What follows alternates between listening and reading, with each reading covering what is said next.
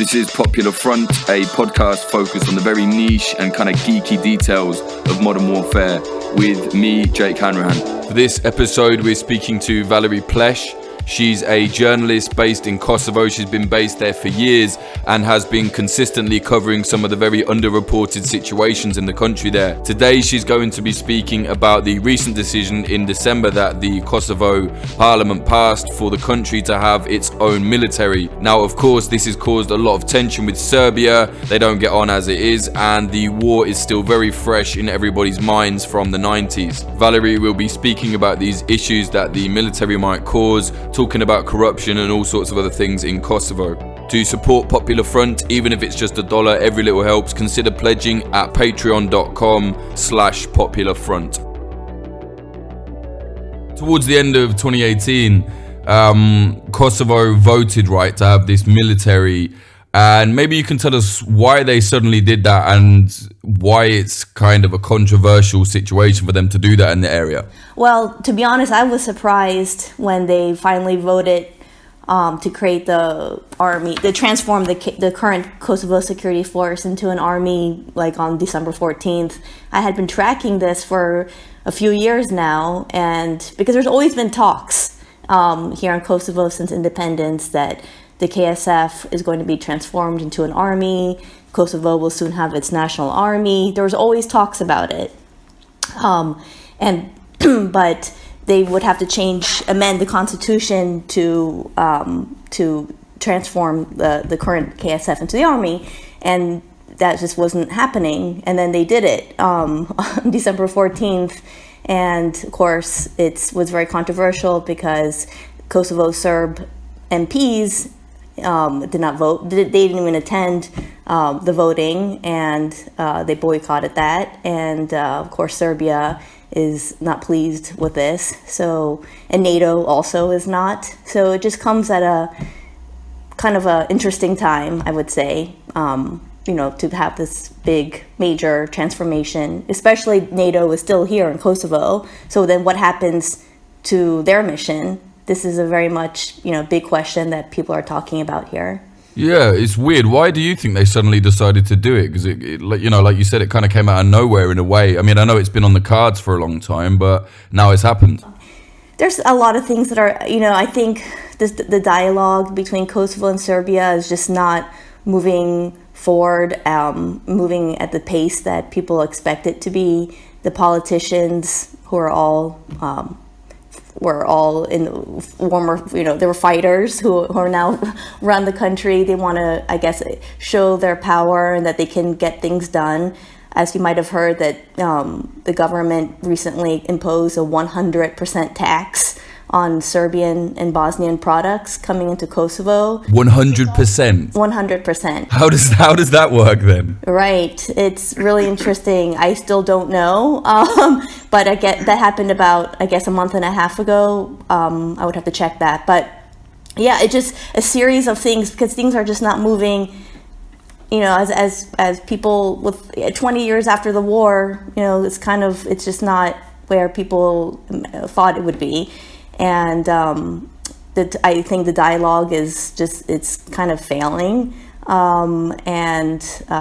So then they put these measures to make it look like that the government is doing something about Kosovo. So this tax, because also Serbia had a really big campaign for when Kosovo wanted to join Interpol. And Serbia launched a big campaign for members not to vote for Kosovo to join Interpol, and then Kosovo did not join Interpol; they were not accepted. So this was kind of like a retaliation about this tax. So it's that, and then this all happened around the same time at the end of 2018, November, December. So that has a huge backlash, from the international community, even the U.S., which is a huge supporter of Kosovo. Just the other day, the U.S. said that if Kosovo does not remove this tax, this 100% tax, that there could be huge consequences here in Kosovo. So it's Yeah, a lot of moving. It's a lot of things are happening here. It's hard to kind of keep track of everything that's happening, to be honest, because things just happen so quickly. And maybe you can tell us a little bit about the war, the historical, situation, because obviously that affects things very much so now, as you've said. But I think it's a war that a lot of people don't really know about or particularly remember so much because of how many, conflicts there were in the Balkans at that time. It's true. And still today, and people, what's happening in Kosovo? I mean, okay, so I'll go back to the 90s. Basically, ethnic Albanians in Kosovo, which was then a province of Serbia, had long been wanting their own freedom, their own independent state. And when Yugoslavia dissolved and Milosevic became the leader of Serbia, he changed the lives of Albanians living in Kosovo. Many, if not most, Albanians lost their jobs. We're talking about early 90s, mid 90s. It just, everyone's lives just became worse. And relations between Serbians and Albanians were good during Tito's time, the former president of Yugoslavia. You didn't see these ethnic tensions as you saw them late 90s and until now. But so towards the end of the 90s, the Kosovo Liberation Army formed, and they were the ones who wanted to protect Kosovo and fight for the freedom of Albanians. And the Kosovo Liberation Army was a guerrilla movement, right? Guerrilla group of fighters. Yeah, rebel group. We can call it that. Civilians, young men joined this group, and they formed, and it became the Kosovo Liberation Army. And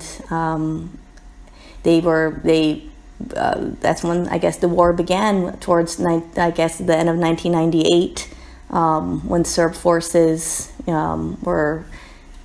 There's a lot of attacks between the KLA and the Serb forces around the country, but a lot of the fighting was centered in the central region of Kosovo, and that's where many of the current politicians come from. So that's something that I think people should not forget, that today's government is ruled by those former KLA commanders and fighters from those areas, the war zones. Right, like even the president or the prime minister, I forget which term they use, but Hashim Taci, right? He was actually a fighter, and some even say, a potential war criminal. Yes, I think he likes to call himself, he was like the political leader of the KLA, something like that. It's an easy way to get out of any trouble to say that, though, I think. Yes, of course. That I was the ideological force behind the KLA. That's Taci. The Prime Minister Ramush Haradinaj, he was a commander. He and his brothers were engaged in huge battles, I would say, during the war, and one of his brothers was killed in one of these attacks against the Serb army, and now he's prime minister. And so that happened, 1998, 1999, and then the turning point of this civil war was actually January 15th, 1999, when there was a massacre in a village in southern Kosovo where 45 ethnic Albanians were killed. And that became the turning point, because then that paved the way for NATO to intervene, which they did in March of 1999, March 24th, and with 78 days of airstrikes to remove Milosevic from Kosovo. Right, they bombed the hell out of the place, didn't they? Yes, 7 tons here and in Belgrade. They were targeting Serbian military installations, in Kosovo and in Serbia. But I think the majority of the bombings were here, and it was also during that time, the March through June 1999 period is when around 800,000 ethnic Albanians fled Kosovo as refugees, because that's when the heaviest fighting took place. Yeah. I've been to Kosovo, as you know. I made that film there, 2 or 3 years ago, and the conflict certainly felt very alive still, at least in the minds of the public. You know, people were talking about it and referring to it all the time because there was some unrest in the political situation there. But I don't know, I was there to cover something very specific. Do you think that the war still is kind of lasting for the younger people there, for the next generation, or do you think it's kind of just for the old boys? I think it's really fresh. You know, even for the young generation. As a journalist living here, this is what I'm actually mainly focusing on, is how people here are dealing with the past, this recent wartime past, in order to move ahead, have people healed, and they haven't. And I think trauma, depression has passed down from the older generation to the younger generation, because people just simply have not healed. There was a war, then suddenly NATO came, and then there was freedom. The Serbs left, Kosovo was free, a new government was formed. Everything just happened so quickly, and I just don't think it took people, I don't think people really processed all of this, and you can see this suffering still today. I've seen this in many of my stories that I've done, from people who've lost people whose relatives are still missing, their bodies have not been found, rape victims, and people who've lost people in the massacres. Like I just covered the 20th anniversary of that massacre I spoke about from January 15th, 1999, and thousands of people came to that village on Tuesday, 3 days ago, and you know, flowers and visiting these grave sites. And I was reflecting on this, and yes, I can conclude that this nation has not healed. Right. And with that in mind, do you think then, if this military really kind of gets up and running, do you see that, I mean, it seems obvious, right? A lot of young men are probably going to join up and want to fight, even though they don't really have a specific war to fight right now. On December 13th, if I'm not mistaken, a day before the parliament voted to transform the KSF into an army, American flags were flying everywhere in downtown Pristina. The government had put them up on the main boulevard, which you may remember, Mother Teresa Boulevard, and as a sign, thank you, America, for all your support, for everything that Kosovo has been able, I guess, to achieve. And in this case, it's finally their own army. And in terms of people joining, I don't know how that's going to look. I do know that the KSF, it's still called the army, I think is still going to be called that, the Kosovo Security Force. From my understanding, I don't think the name will change into the Kosovo National Army, but it is a really good opportunity for young people to join. I've covered I visited some of these KSF bases, and even when new recruits were starting on their first day. This was a few years ago, and they were all very excited, men and women. The salary is quite good compared to others in Kosovo, especially looking at the unemployment situation in Kosovo. The salary is quite good. I think it was around 400 euros a month or something for a new cadet. And that's good. Very good. Jesus Christ. I think that really goes to show you how bad the situation is. Yes. Oh, yeah. I mean, it's dismal, the employment situation here. What is it, like above 30%, the unemployment? I think it was when I was there, or maybe more. I see more. I mean, figures, I think the World Bank figures is actually at around 60% for youth unemployed. Jesus Christ. So, so these opportunities with the Kosovo police and the KSF, I believe, are the two, I think, most respected institutions in Kosovo for people to join. But I haven't seen anything lately where young people are racing to KSF offices around the country to sign up to join the army. And we have to also remember that it's going to take about 10 years to transform. So it's not like on December 15th it became an army. Right, yeah, and everybody didn't suddenly get fatigues and a rifle. Like guns. I mean, they don't even have helicopters or... But then, so what is the difference then? What is as the Kosovo security forces is now, what will be the difference? What do they actually do right now? It will be bigger. Though from what I've read, it's not going to be that much bigger, because I think right now the KSF is around 3,000 members, and this will grow. The army will be about 5,000. They will have reservists, so similar to the National Guard in the United States. It's where they'll have people on duty, like a National Guard kind of way. And they will be, hopefully, I think the government hopes that the army, the soldiers will be able to contribute to other peacekeeping nations as well. So not just protect Kosovo, but also join other peacekeeping efforts. Like in Albania, for example, Albania, which is part of NATO, they are active in Afghanistan, and I know that the Prime Minister, I believe, said we can even be in war zones like Afghanistan. So there'll be just like a regular full army where they can go to war if necessary and gain experience, I guess. Do you think that this is going to cause, I don't know, potential conflict with Serbia? I know that Serbia are really annoyed about this. And, I've been to Mitrovica, the area where Kosovo kind of connects into the Serbian area of Kosovo. And that's so tense there. And I know there are even militant groups are still around, maybe not active, but they're there, the guns are somewhere. I guess, my question is, do you think this is going to create something perhaps more violent around those areas? I don't know about violence. I mean, I know that's been talk. There's been I've been people have been talking about that, and on social media. Nothing has happened. I mean, it's been a month now. The only things that I've been noticing is people talking. I mean, Putin was in Serbia yesterday, and he said.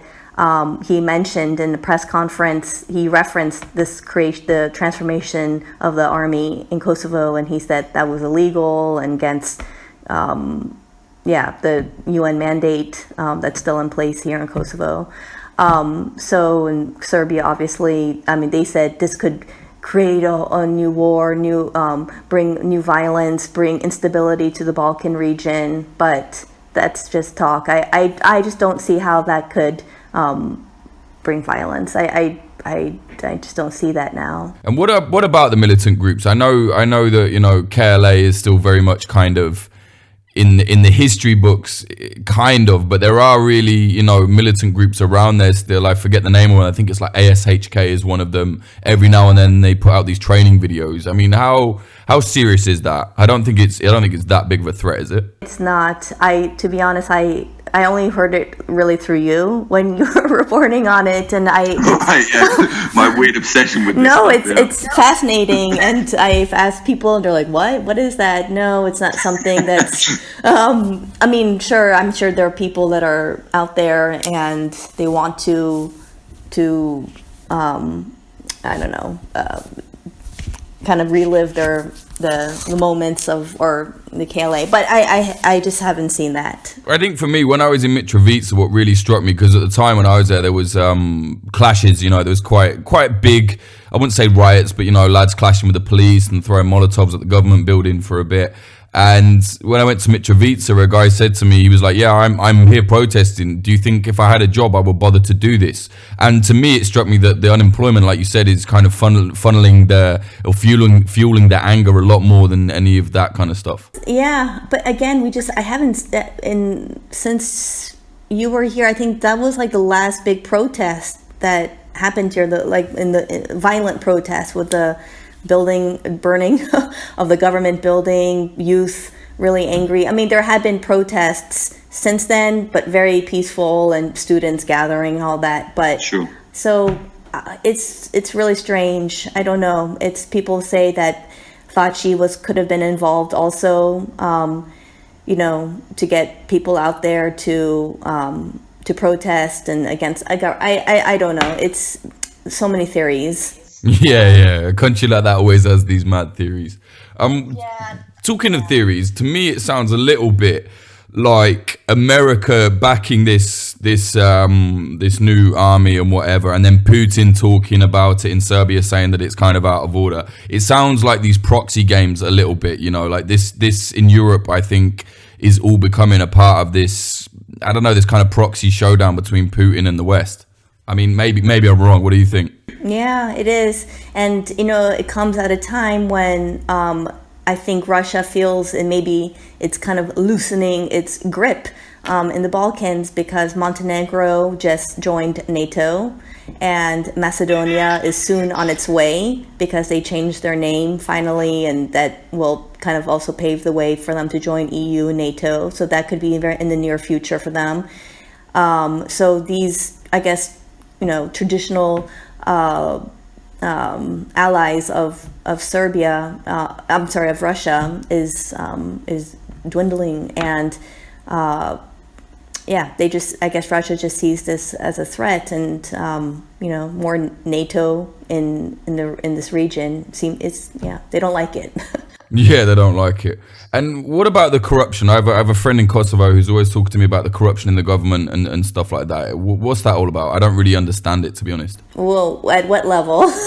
Basically every level, he says to me. I get the feeling that the people don't particularly trust the government. Not that they are against them, but they don't trust them. Yeah, no one has trust. It's really bad. I mean, look, 20 years after the war, and who's in power? People who are considered war heroes, fighters. Where are the fresh faces to lead this country? And people are just fed up with seeing old faces running this country. They don't have the proper background to run a country. They are not educated. They came into power very quickly after the war and formed all these different political groups and all of that. So, and they are rich. I can say that those politicians in power, they have gained a lot of power, money through businesses here, companies, people, interests. It's really hard for young people to get jobs in government, because if you don't know someone that is either working there or you're not affiliated with a party, you will not get a job. So you have a lot of unqualified people who are in positions of high power in this place. It's very frustrating to see that, I think, for young people here. Yeah, it sounds like they're making it very stagnant. Valerie, is there anything else you think people should know about Kosovo? Because I feel like this is a really, really interesting country. Having been there, I loved it there, and I love the people there as well. But it seems to me that it's kind of off everyone's radar because the war isn't raging anymore. Do you think why should people care about Kosovo? That is a really good question that I ask myself almost every day, because I do live here and I try my best to, get stories out of here. So I have to remind myself that people outside of Kosovo, the majority of people outside of Kosovo, this is not on their radar, and why should people care? I think people should care because I think it's, first of all, people do not know that there's still an ongoing NATO peacekeeping mission here. It's the longest peacekeeping mission in NATO's history. That's crazy. 20 years. That's K4, right? K4. Called K4. And there's about 4,500 NATO soldiers in Kosovo. The mission is longer than Afghanistan. That's, for me, fascinating. That 20 years later, this is a country that there's no more war, but yet you have NATO. You have around 600 American soldiers here. They come every year. They rotate in and out of this place, active duty soldiers. So I'm always asking myself, why? Why is NATO still here? This is a country that there's no more war here. And so I'm always trying to understand that. Why is it like it doesn't really make sense to me? Having said that, actually, I went to one of the Serbian Orthodox monasteries near Mitrovica, I think it was, and the priest, obviously very biased, but he said, "Oh, we need them here because we'll be attacked by Albanian Kosovans, and we've had things thrown at us." I mean, do you think that's true? Right, Father Sava, I think, who you met. Yeah, that's him. Yeah. Yeah, it's interesting that NATO does protect some of the I think the only Serbian Orthodox church they protect is his, because it's so big. And so it's ancient. I mean, this medieval church from like the 1300s. But, okay, I mean, you see in the news sometimes that there's some KLA graffiti or, I'm not on the church, but maybe in the surrounding areas, and then that becomes headline news. And see, look, the Albanians are going to attack the churches, or when Serb pilgrims come from Serbia to Kosovo to visit these ancient sites, sometimes the youth, these Albanian kids, really are throwing rocks at the buses, and then that makes headline news. See, look at those crazy Albanians. They are just out to attack Serbs when they were visiting, religious sites. So then they say, see, we need NATO to protect us. It's these rare these events, but I just don't see that as really to have 4,500 NATO troops, considering everything that's happening else in the world. Why Kosovo still has this structure here?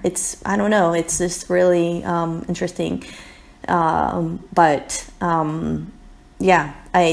one thing I think people should care about, is that that there is still this ongoing peacekeeping operation here, and it's a nation in transit. It's the youngest nation in Europe.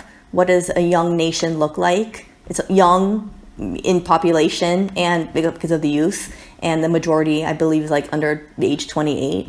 And it's the newest nation. So what does a new nation, the newest nation in Europe, look like? I think that's fascinating. It's the second newest nation in the world, newest in Europe. So I think those are things that people who are curious about, what does a nation that's still building, what does it look like? What is it going through? What are the challenges to build a new nation? These are the questions I always ask myself, to make it relevant, for people to understand that this is not like any other country in the world, frankly. The pro-American sentiment, you don't have this anywhere else in the world either. And I mean, would you say it's accurate to say that Kosovo is, I don't know, the only Muslim country that is really pro-America? I don't know if you would describe it as a Muslim country, but it certainly felt like that to me. Yeah, both Albania and Kosovo, I believe, are number 1 and 2, the biggest supporters of U.S. Always in these like polls. I think it's the Gallup poll. Kosovo is number 1, Albania is number 2, if I'm not mistaken. But it is a Muslim majority nation. It is, so it is for sure. That is interesting. When I was in Afghanistan a few years ago, and I was telling my Afghan friends there about that. Like, I was like, you guys, can you imagine American flags being, strung on, lampposts in downtown Kabul for all the years that Americans have been here? And they're like, no, never. And I'm like, well, can you imagine that's how it is in Kosovo? Both of you guys have had American military interventions, NATO intervention. NATO is still in both of these countries, and it's just so different, the reception. This is so curious. It's so fascinating. Again, you don't have such a pro-Western, pro-American outlook. Everything here, the government constantly, I mean, it's like without failure. It's like in Twitter, you see the politicians always saying, we always thank our American friends, our Western allies. This is, the road to democracy, where Kosovo wants to promote itself really as this very, very pro-Western. It is a pro-Western nation, but they just want to always reinforce that it's part of they call it, I guess, the Western the Atlantic family, the Western European family, all of that. Yeah.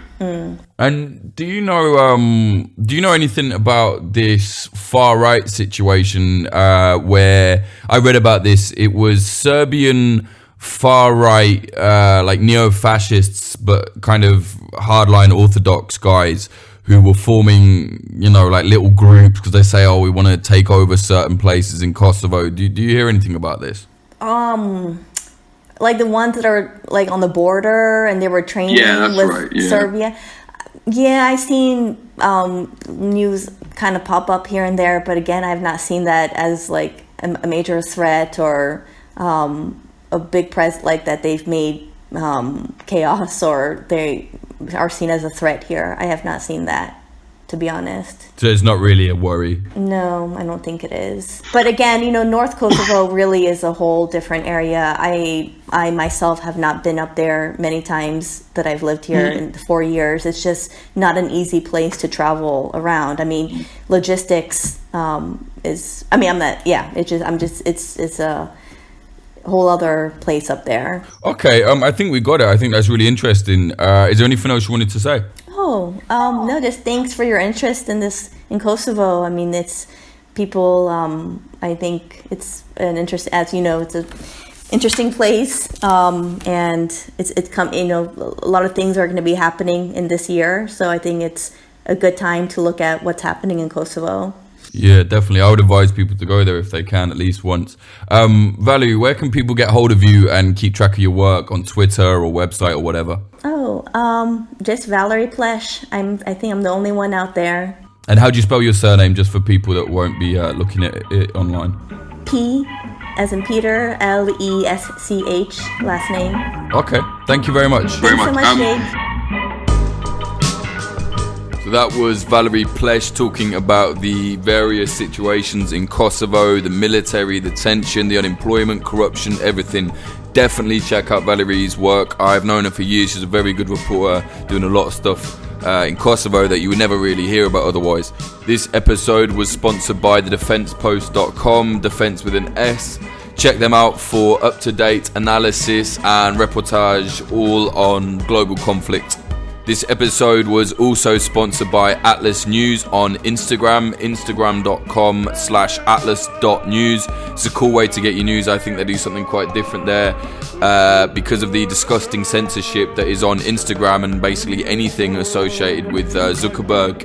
They are apparently shadow banned, so you can't really search for them. You'll have to literally enter in the address. So again, that is instagram.com/atlas.news. Check them out.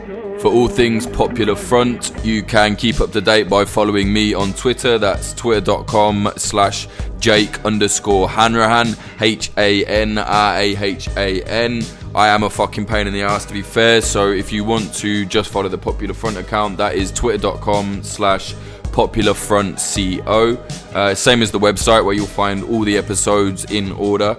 popularfront.co. Like I keep saying every episode, there will soon be a full website. Everything will be on there, but money is always an issue, so please do consider pledging at patreon.com/popularfront. Now, even if it's just $1, it absolutely helps.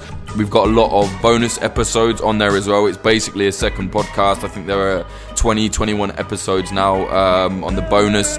Everything from how Abu Hajar came to the world, what it's like in an Azov paramilitary training camp. The latest episode is about homemade rockets. No, actually, the latest episode is about what is basically a secret society paramilitary group that had this weird plot to assassinate German politicians, and this only happened 2 years ago. We speak to a guy that was on the inside for some of that. It's quite interesting. So yeah, there's a lot going on in the Patreon. Patreon.com/popularfront. We're not going to do any of these horrible adverts. We're not going to do any corporate investments. So that's the way to keep moving forward. If you want to support us, please do. Also, if you go to popularfront.co, scroll to the bottom, you can donate to us. There's also a Bitcoin thing there as well. You can donate if you want. Please do follow us on YouTube. Subscribe to us on YouTube. Hit the bell. That's youtube.com/popularfront. On the Instagram, it's instagram.com/popular.front. Thank you to the following people. Without you lot, this whole thing would definitely fall apart. Those people are Anthony Kubarik, Adam Bergsnyder, Axel Iverson, Chad Walker, Dan Dunham, Daniel Shearer, Darby, Diana Gorvanek, Emily Molly, Fletcher Tate, Jack Mayhoff, Jakob Janowski, James from the Discord, Joanne Stocker, Joel Tambusi, Joshua Yabbott, Lawrence Abrahams, LH, Margaret Bowling, Michael Euler, Patrick Bronte, Peter McCormack from the What Bitcoin Did podcast, Russia Alakidi, Ryan Sandercock, Scartoon, Scott Jonesy, Sean Fowler, Sarushe Hawazi, Tony Bin, and Zachary Hinch and Teddy. Thank you all very much for keeping everything afloat. Music in this episode, the intro was by Home. Look him up, just search Home Resonance, you'll find his music. And the outro was by Son of Old. Find his music at soundcloud.com/son-of-old, SUN-OF-OLD.